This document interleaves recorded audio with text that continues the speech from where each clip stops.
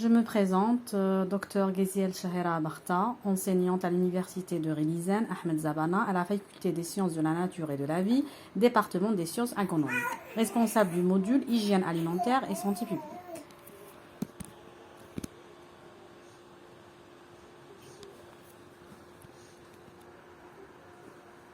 L'objectif de ce cours est de définir les principes de base de l'hygiène alimentaire en industrie agroalimentaire ainsi que les différents facteurs qui influencent sa mise en place de manière que l'étudiant en Master 1 agroalimentaire et contrôle de qualité puisse acquérir toutes les connaissances essentielles sur le sujet.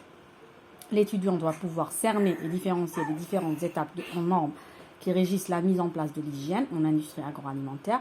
À l'issue de ce cours, l'étudiant aura acquis des bases fondamentales de technologie et de contrôle liées aux sciences alimentaires. Tout d'abord, comme introduction, l'exigence d'un produit alimentaire de bonne qualité impose alors un énorme effort d'hygiène alimentaire au niveau de toute la filière agroalimentaire, y compris l'élevage. Par ailleurs, la sécurité microbiologique des aliments est une propriété de premier ordre à travers le monde entier.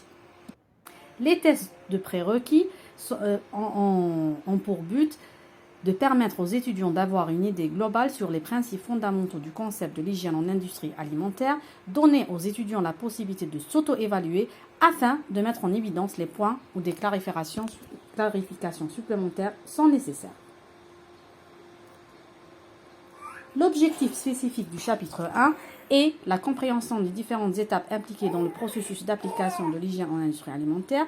L'étudiant pourra distinguer entre les caractéristiques de chaque facteur, souillure, support, détergence et désinfection. En premier lieu, tout d'abord, nous allons entamer les notions et rappels historiques. Ainsi, l'hygiène alimentaire en industrie est l'ensemble des conditions et mesures nécessaires à la maîtrise des dangers, et cela afin de garantir à l'homme une denrée alimentaire saine et nutritive. Par la suite, nous allons entamer toutes les généralités sur l'hygiène alimentaire. Donc, en vue d'avoir une bonne hygiène alimentaire, il est nécessaire de connaître le type de souillure à éliminer et la surface qui supporte cette souillure.